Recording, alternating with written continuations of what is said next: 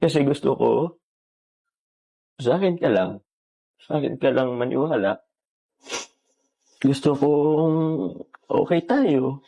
Gusto kong ipaalam sa kanila na okey tayo, na masaya tayo kahit nagkakagulo sila.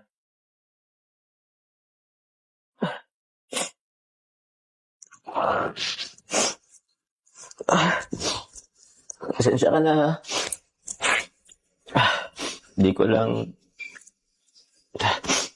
Hindi ko lang mapigilang maluha, eh. Okay lang po. Sorry din.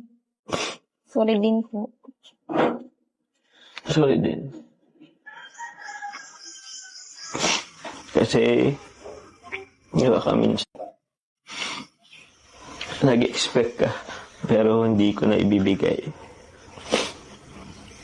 Sorry kung may mga oras na baka inaasahan mo ko pero hindi ako dumarating.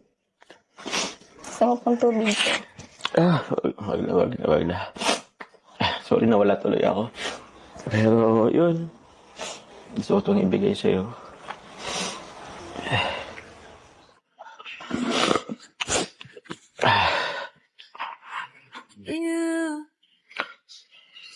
Ito, Carla. You're the air that I breathe. Ito, Carla. Pasensya na kung Yes, nagmamadali ako. Alam ko, madami ka pang pangarap. Isa na dun yung makatapos ka sa pag-aaral.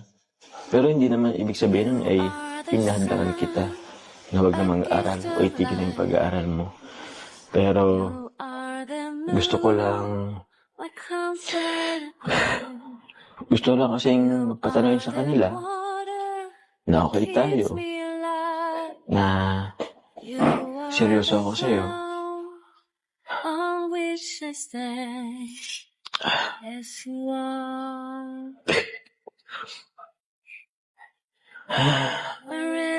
Hindi naman ang kamay mo.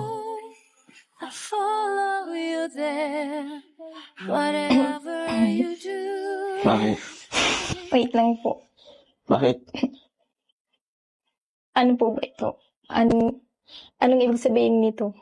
Bakit? Di ba, yung sabi ko sa'yo kanina, na gusto kong patunayan na seryoso ako sa'yo. Pwede mo naman patunayan kahit wala yan. Kaso, di nila yun maintindihan hanggat wala silang nakikita.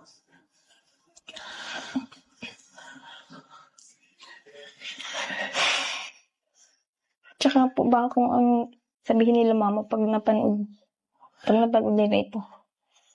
Tsaka baka po makita yan nila mama na suot ko yan. Makaisipin nila tayo na. Di ba dun naman yung gusto nating iparating? Actually, yun talaga yung gusto kong iparating, hindi lang kay mama mo. Eh di, gusto mo magpaalam na ako ngayon. Andiyan lang naman sila. Ano ba po? Ano bang nangyayari sa'yo? Ba't nagmamadali ka? Di ba nga sabi ko sa'yo kanina, gusto kong maging tayo na.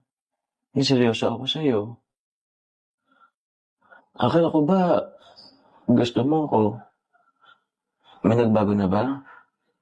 Ayaw mo na ba sa akin? May gusto ka na bang iba? What's the point of living if we're scared to lose each other? What's the point of living?